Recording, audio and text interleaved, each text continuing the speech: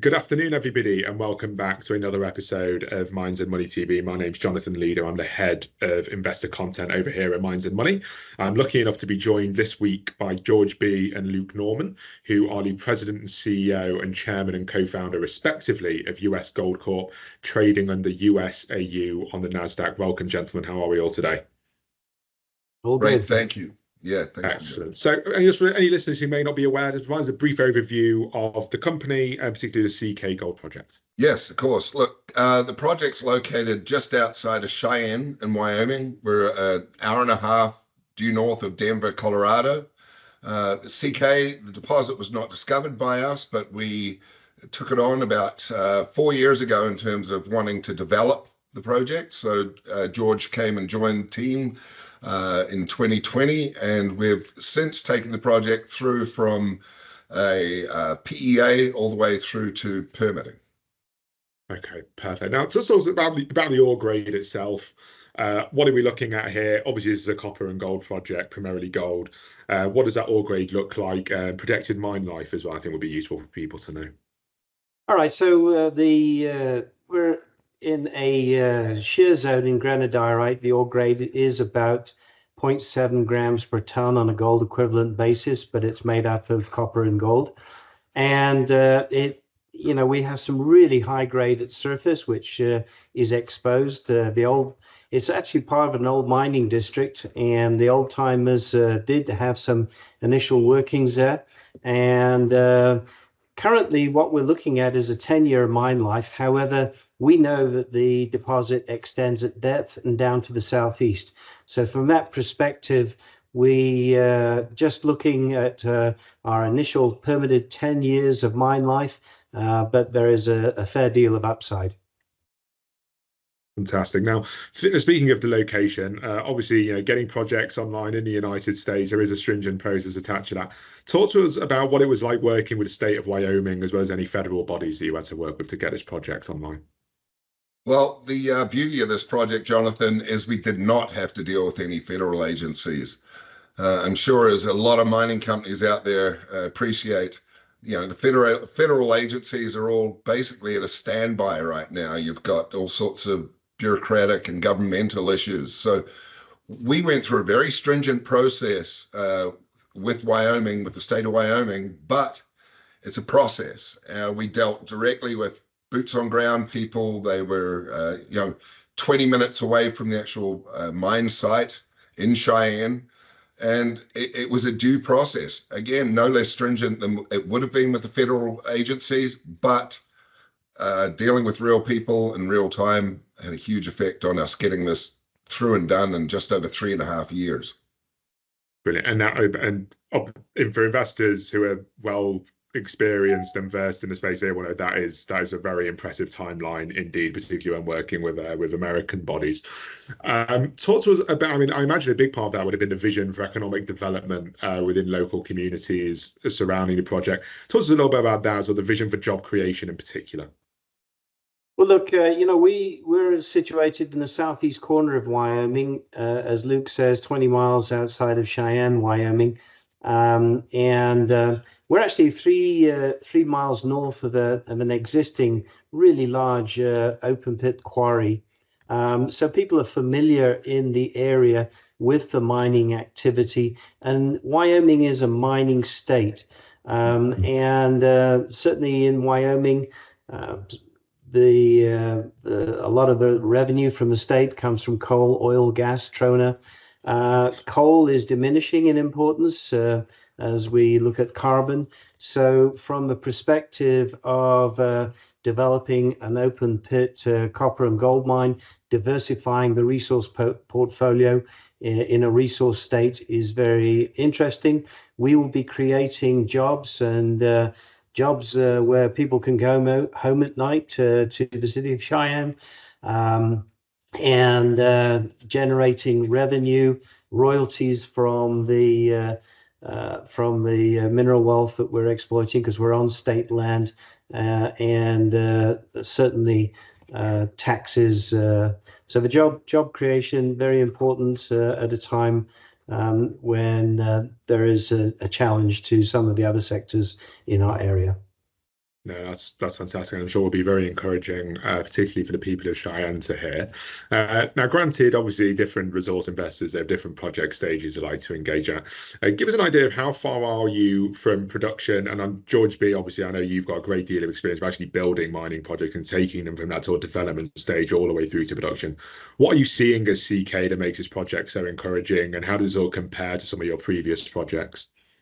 All right, so look, I'm 45 years in the business, 16 of those years with Barrick, and developed mines down in Peru, Chile, Argentina, and the United States. So when I look at the CK Gold project, things that appeal to me, it's just like real estate: location, location, location. We're on the interstate highway system, so with roads, power lines, and the nearby workforce. So in terms of developing this project, it's dead simple. We've got a lot of mining talent around us, a lot of contractors well versed in the industry, and we're surrounded by the OEMs and equipment and supplies providers. So from that perspective, we're not in the back of beyond. We are in a situation where it's easy to develop, no remote infrastructure, man camps, and so on, which really helps our costs to get into production. Perfect. Perfect. If you were to give us a broad timeline of when you'd expect or how long you'd expect the build to take? Yeah, look, from the perspective of we started, as Luke mentioned, back in 2020, permitting, establishing our baseline, permitting. We received our permits, mine operating permit this year, and we're now at the financing stage. Once we've got the financing package in place, it's about an 18-month build. So we're looking around 2026 if financing goes smoothly. Which in mining years is days, really. 18 months is a very impressive timeline, indeed. And just taking a step back now, looking at the capital structure for the overall company, it's been a challenge. I think it's fair to say, challenging environment for capital raising for junior miners, generally speaking. You guys seem to have bucked the trend side. It's also about the current capital structure and your vision for financing the project moving forward. Yeah, of course. So as you mentioned earlier, this trading symbol USAU, we're listed on NASDAQ, which is very unique, as you know, for this sector. Very few of us US-based miners listed on NASDAQ. So extremely tight share structure, 10.7 million shares outstanding. That's foreign to a Canadian listing, or certainly an Australian listing, of course. We're very, I guess, protective of that structure, excuse me.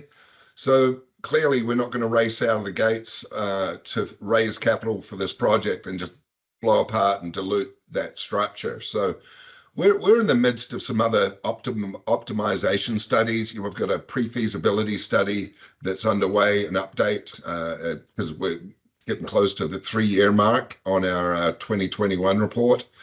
And we're doing some other optimization work, but I think this project is so unique that it's offering us access to other portals of capital outside of the usual sources.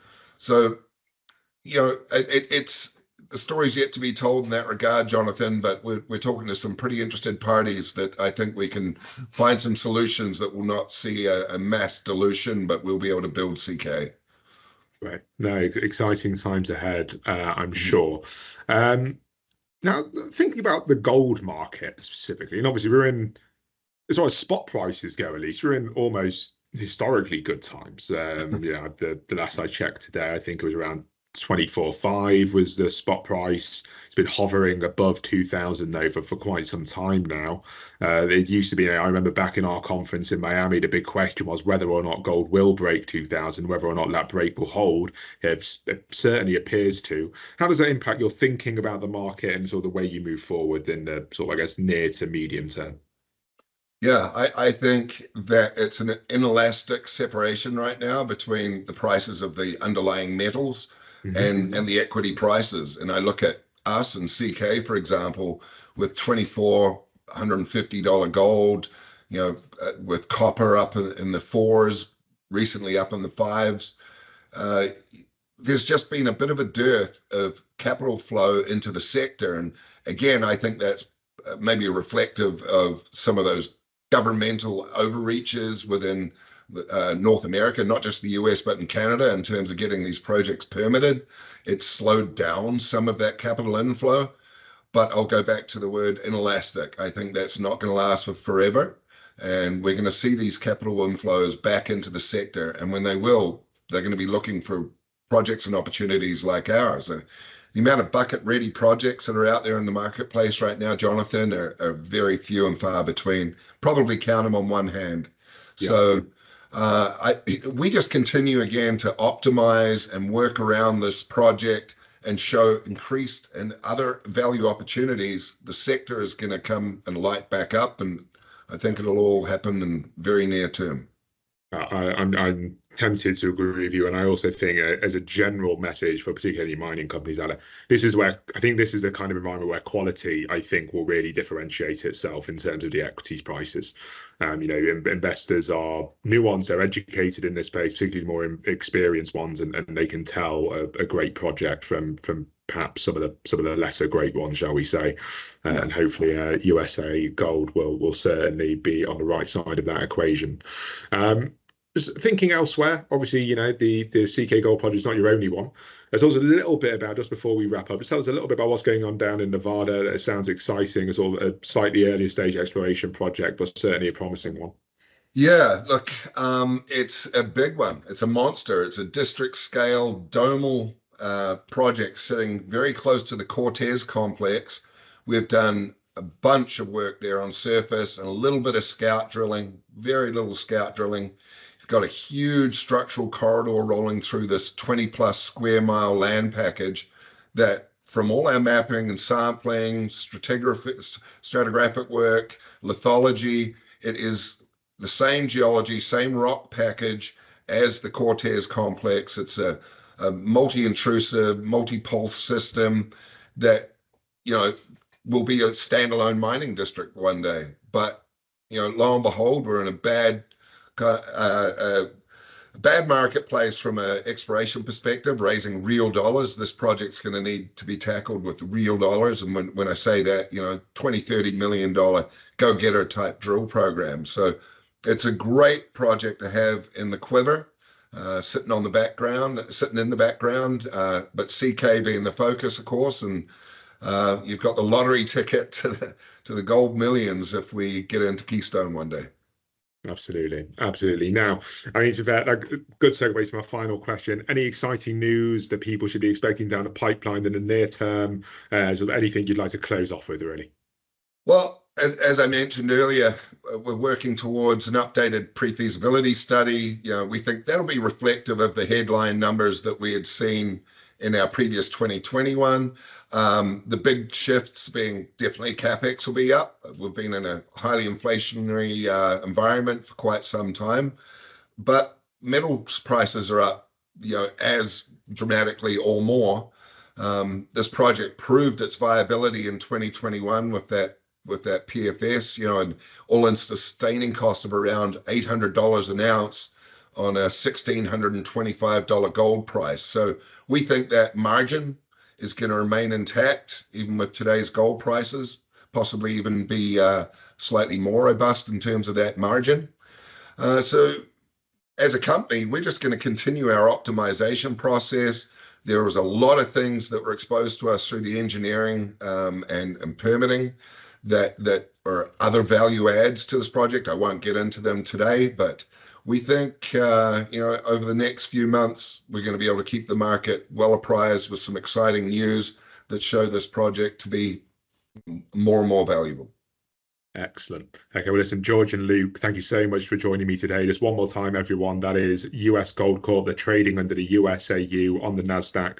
I've been Jonathan Leader from Mines and Money. We'll see you all next time. Thank you. Thank you.